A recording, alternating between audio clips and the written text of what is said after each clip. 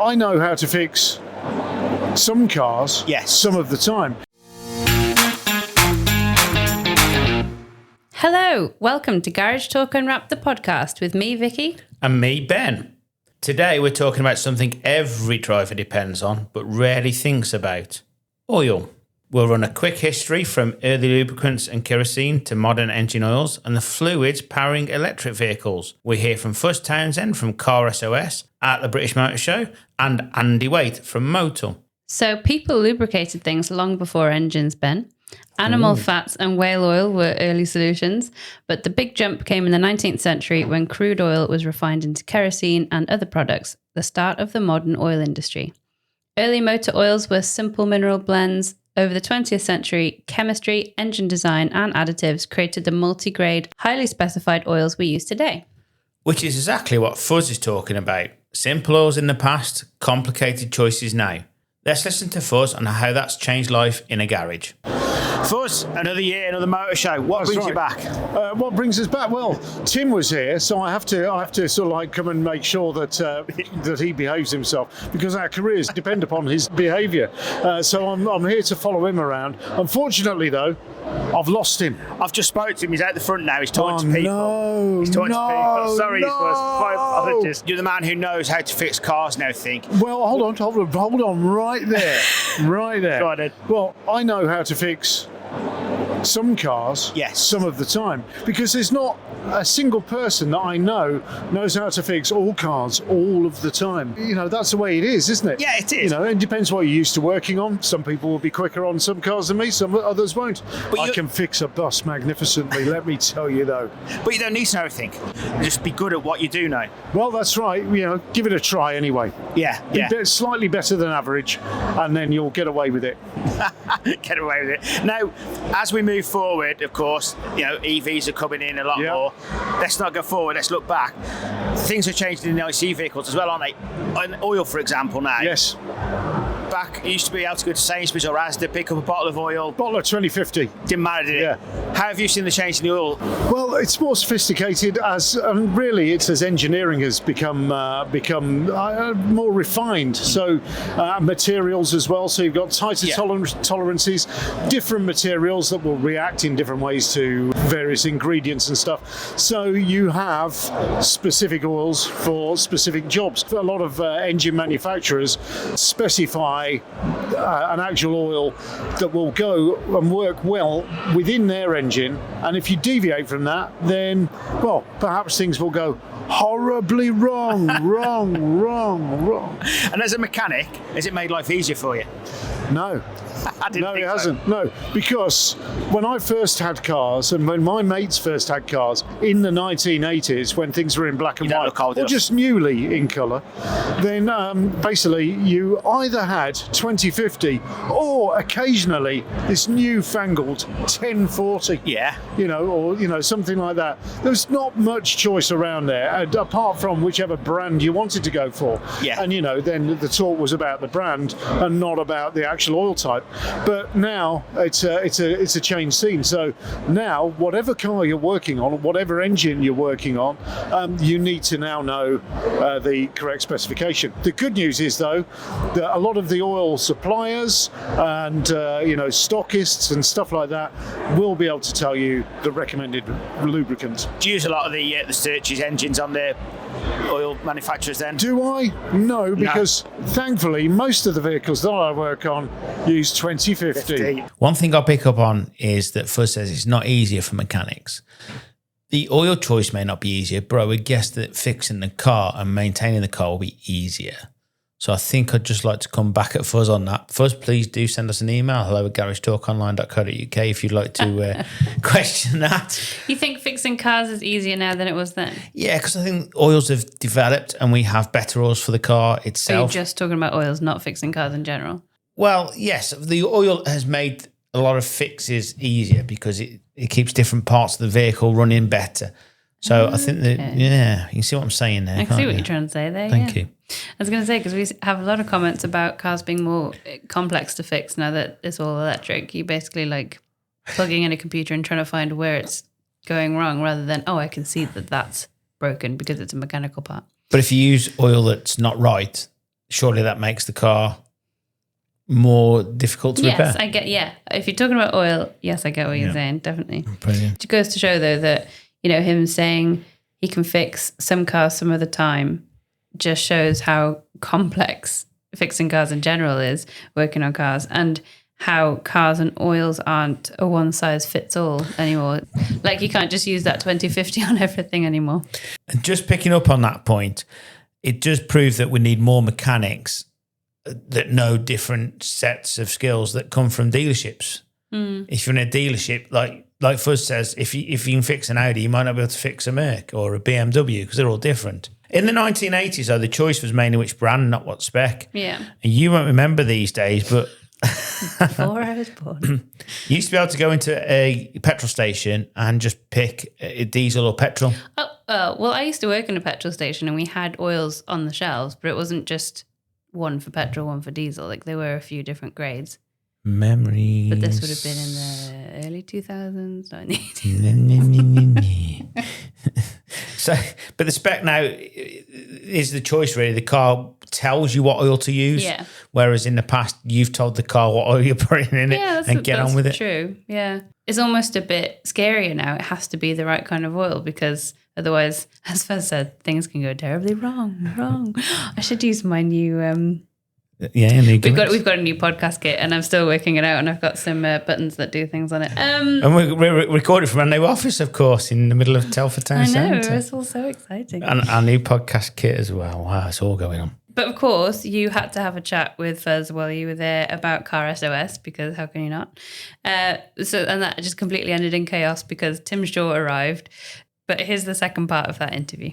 What is currently going on with CarSOS? Obviously, it's a massive program. Did you ever think it'd be this big? No, I never thought it'd be this big at all. I never thought CarSOS would last more than one series, and I was 14. very pleased to be working on one series. So we're now working on Series 14, which is amazing, really. But it's great. We'll never run out of cars. I mean, so many of the cars that were just runarounds and old bangers when we started CarSOS, they're now classics. Yeah. So the longer we go on, the more classic cars there are. But you're two humble lads doing it. You're just doing it for the fun of it, aren't you? Not doing it for any other reason. That's right. There's no profit, no gain or anything like that. That's not what it's about, really. But you've grown this CarSOS, but you've done it out of the love for automotive, haven't you? No other reason, no celebrity status. You've done it because you love cars, haven't you? That's right. There's not a lot of series out there that does that. Well, I think there are a few people out there doing stuff for the love of it, but no, not celebrity status. We still get asked by the channel, are there going to be any celebrities on this on this series? And we kind of look at them like going, do you know any? We don't know any. We're not them. That's not what we are. No. That's not what we're about. We don't. The only time we get to hang around with celebrities is when we come to places like the British Motor Show. Is this what you wanted to do? Is this because obviously sometimes you get forced down the celebrity or the channel, the TV route? Is this what you wanted to do? Oh, I had no plans to do this. I was busy being an automotive journalist and a musician in a band. Yeah, you didn't do that. This came along, and I just sort of said, okay, yeah, just say yes. That's the whole thing, and that's what I've done virtually all my life, and see where it goes. Well, I'm rather enjoying it at the moment. I'm hoping that it doesn't end, but it will do. So maybe I'll have to find another job. I mean, I don't know. Do they still do milk rounds now? Apparently you're wanted on stage. I just said I wanted to do a milk round. You want to do a milk round? Yeah. Okay. Yeah. Because in an early EV. In an early EV. Yeah. Very good. That's a nice... I think amazingly, Fuzz is required on stage. God only knows what I think because we found him, Fuzz, I think we better hand you back to him. I'm the organ grinder. There's the dancing monkey. I've got to go. Bye-bye. Ben is a charity for anyone who works or has ever worked in the automotive industry and their families. We're here to listen and support you through life's toughest challenges. Call our free confidential helpline on 08081 311 333 or visit ben.org.uk for online support with your health and wellbeing. I would love to see them working on delivering a milk round in an early EV. Do you think that would be a new episode of CarSOS? I reckon we should start writing the script now. They're brilliant, aren't they? I mean, we had to cut off what Tim said there to get Fuzz onto stage. Yeah, and unfortunately, because this is a podcast, you can't actually see it, but Tim was walking in front of the camera and just, they're hilarious. Well, I mean, and the thing is, they're so down to earth. It's like they've got this status now and this program that runs, and it's a cracking program, but they're just not. I mean, what happened at the motor show when we turned up? Oh, I know. Well, you're always far more confident than me, and I just kind of hang back waiting to see if we're going to get shouted at or not. But you went backstage just to see if you could find them, and Tim was like, yeah, come in, have a brownie. And we're just sitting down having a chat with them. Cracking brownies. They were nice. But no, they're really good guys. But going back to oil, do you know what the numbers on a bottle of oil means?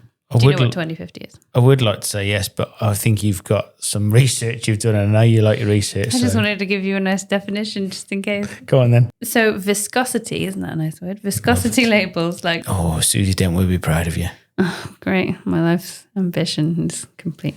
So viscosity labels like 2050 tell you the behaviour at cold. So it's 20W50. The W is the behaviour at cold temperatures, and then the 50 is high temperatures. The higher the second number, the thicker it stays when it's hot. So older engines were built to run on thicker oils, which is why Fuzz loves the 2050. There you go. Ooh, you are just a fountain of knowledge. I am a fact machine. You are. That move from simple to specific is part chemistry and part engineering. And I took that to Motul and spoke to Andy Waite. Well, Motul have been at it a long time. Here's Andy on why the oils garages choose matter for longevity and reliability. Andy, we spoke many a time. This is the first time we've come down to Motul headquarters. And what I want to talk to you about today is Motul as a whole. Let's go right back to the start. 1853, I believe. Yep. Oh, 172 years ago. Makes me feel young. Yeah. But the Motul of today is benefiting from all those years, isn't it? Everything I think we've done in the past has led us to where we are today. And I think keeping the past in mind of how we go into the future is also important. Motul has built a business from its innovation, its development, its pushing the boundaries, and it's what got us here. And it's also going to help us get us there as well in the same time. But we are changing. But it's not all about the good times you learn from, is it? It's also the bad times, not just from Motul or oil's point of view, but from the world's point of view. Everything's an experience that brings you to where you are today. Absolutely. The changing environments that we all operate in as people, as manufacturers, as business, you have to adapt to it. And sometimes it's the innovation is stemmed from those circumstances that spill out the back of it. You know, the big ones today with the world in the way it is and the impacts it has, you know, it's making us do things differently in different ways than we have done in the past. The big question, have we ever seen such a big change? 172 years later now, with what's going on with the EV world, etc., and obviously oil sustainability, has it ever been like this before? I know you won't know back from 1853, by the way. You say it, but actually we started with electric cars right from the start. And then we went to combustion cars, you know, and we all thought we were mad to drive around with petrol tanks in the back. And we've actually kind of done full circle and come back round to electric cars in that way. So you kind of adapt at that particular point. But if you look at engines and how they've adapted over the last few years, we went from leaded fuel to unleaded that had an effect on engines. We went from winter weights and summer weight oils to multi-grades that had an effect on engines. We went from oils that were, you know, dumping sludge in the bottom to oils that now that, you know, are dispersing at certain points. They're going through filtration systems. So, you know, everything at every step we have to learn from, and we're still learning from it today. One thing's been strong over the 172 years is your brand. Yeah. An old brand, retro. Yeah. It still actually looks a very good piece of branding, doesn't it? And obviously to today, but you can tell it's Motul. Everything represents your brand. Yeah, and you definitely see it in the heritage stuff that we do, because originally it started as the Swan in Finch, and then it come over to Motul in the latter years. But what's really great is, although the branding is strong, actually the product that we now produce for the older stuff is slightly changed, because we use the advancements of today to go back for the retro vehicles to change and improve their formulations for those engines. And people don't realise that you can look at a 1040 grade. You can have two types of 1040. One can be with cats and one can be without cats. They're very different in their makeups, and that's the benefit of the advancements that we've made throughout the years. We can also go back to our prior ranges and update those for those cars in those retro and those classic cars as well. And the car park is ageing because of many things, but this has got to be helping that, hasn't it? It's got to be helping people keep their cars longer. Yeah, we're seeing it. We're certainly here in the UK, we're seeing the car park age getting slightly older. There's a couple of contributors that are affecting that. Yeah. But what that does mean is people are holding on to their cars longer. And like you say, the car park is ageing, and I think now we are moving towards prevention rather than cure, aren't we? Absolutely. There are many things that you can do when you've got slightly older vehicles to maintain them and preserve them for that little bit longer. What you use in them and how you service and maintain them have a huge impact. And the problem is you'll quite happily go and wash and clean your car with good products because you can see it on the outside. Yeah. However, because you can't see on the inside, you don't really have a benchmark to judge that on. But when we're working with engine builders that have had engines going around racetracks for argument's sake, and they've used one oil versus, let's say, ours, and we then compare the wear results, it can be quite phenomenal. If you'd like to sponsor an episode or advertise with Garage Talk, email hello@garagetalkonline.co.uk. We've looked back, we've looked at the history, and obviously we've almost looked at the future. But the future of Motul is very exciting, isn't it? Tell us how you're moving forward now, the engine oils and everything that's moving forward, and you're bringing all that technology in a really exciting time. Yeah, no. So we as a business are diversifying. We're looking at many different things in many different areas. Oils is just one of them, and I'll come back to that in a minute. We'll segue back into it. But the additives business, we have just bought an additives business. There's many things there that can go to do with prevention of engines as well, with reducing contaminants in fuel tanks and cleaning out injectors that help with efficiencies. We've ventured into immersive battery technology, so we have a company that we've got a huge investment in, and we've now already pioneering immersive battery cooling fluids for electric vehicles and even data centers, because they use a similar technology. And then when it comes to oils, our engine technology is the next big innovation that we're really pioneering. And again, that is about making what we do as an oil manufacturer sustainable, but at the same time, it can't compromise our performance in what we've created in our traditional oils. And I can happily stand here today and say we've been able to do that through the innovation, through the development, through the testing, that we can do it a little bit more sustainable without any compromise to the car, the engine, the fuel, the pride and joy that we all care about. Now, you're very well known in motorsport. Indeed, this is your corner now, isn't it? It is, yeah. Le Mans, your corner.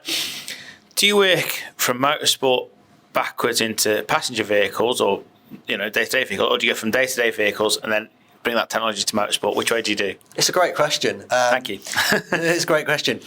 I think it's really widely known that motorsport tends to pioneer quite a lot of things that come back into road cars. And if we date back in our history, F1 cars of 1970s and the early periods, we've got road production cars that are now faster, quicker, brake and corner better in some instances. There are a lot of things that are pioneered, especially this one here at Le Mans. In 22, I think it was now, I'm trying to date back, they moved to sustainable fuels. Yeah.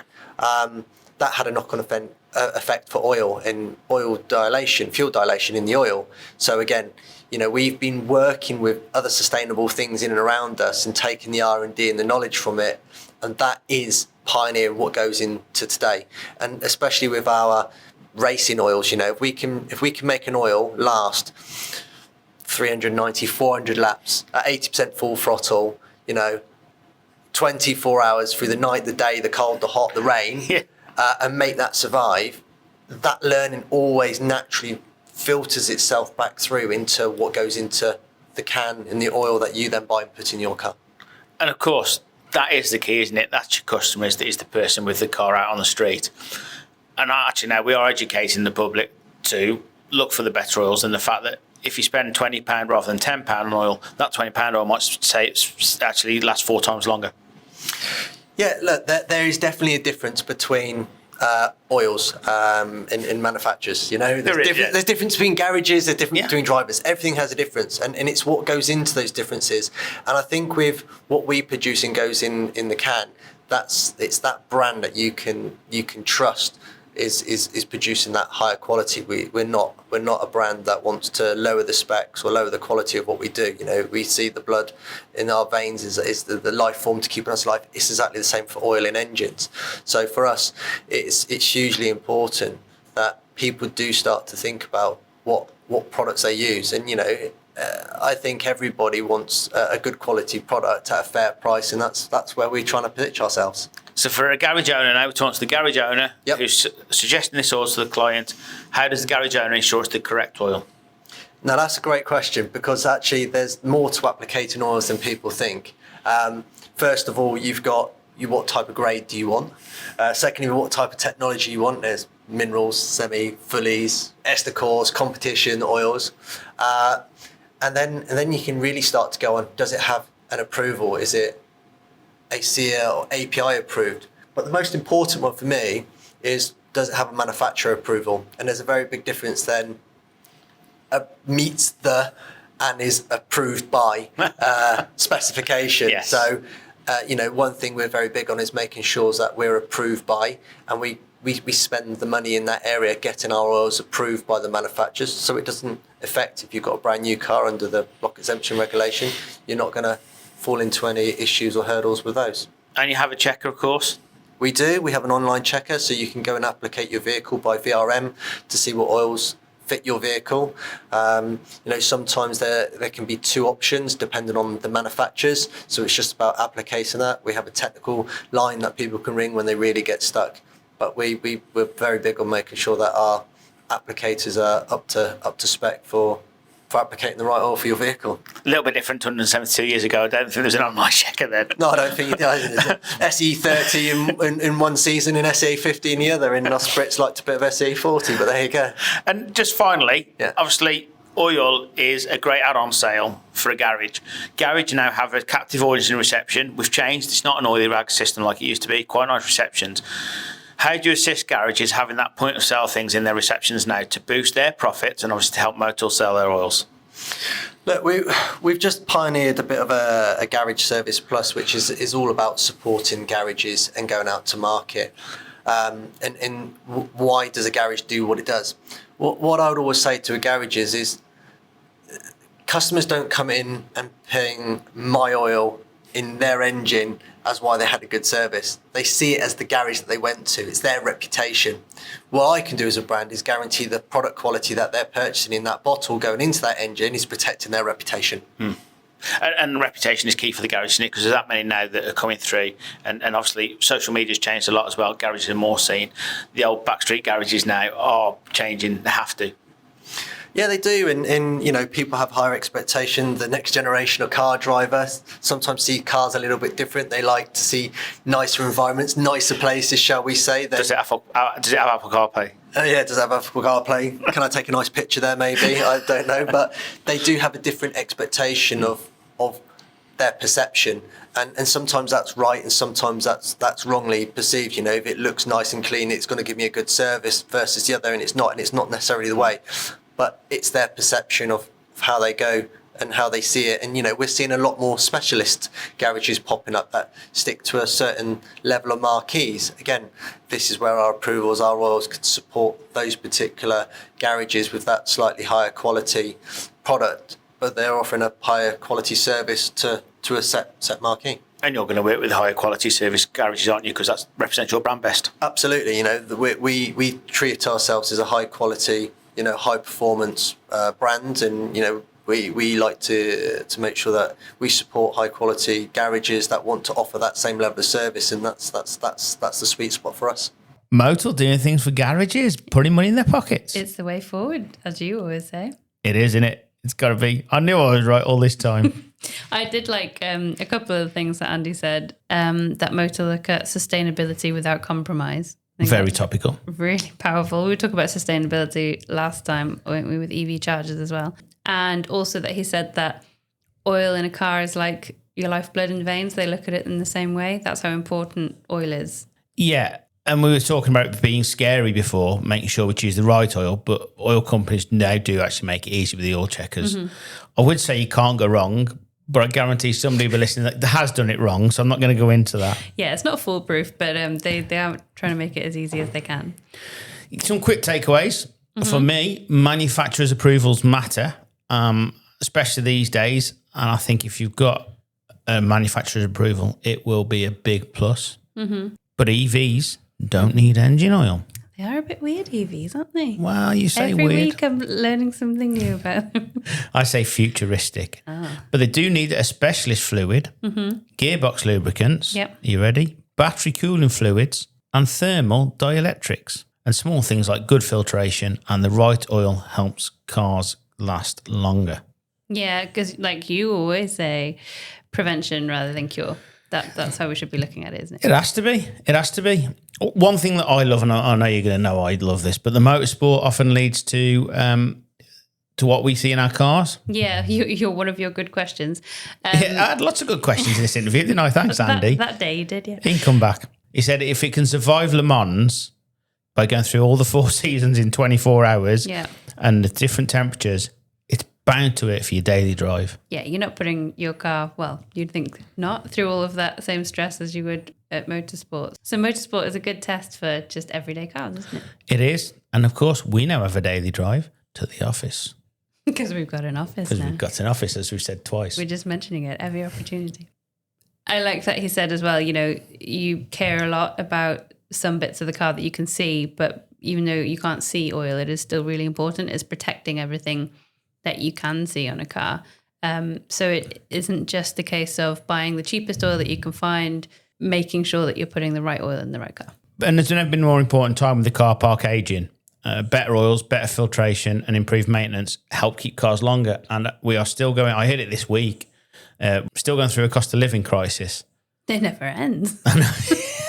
Every day is a cost of living crisis. Have they been to Sainsbury's?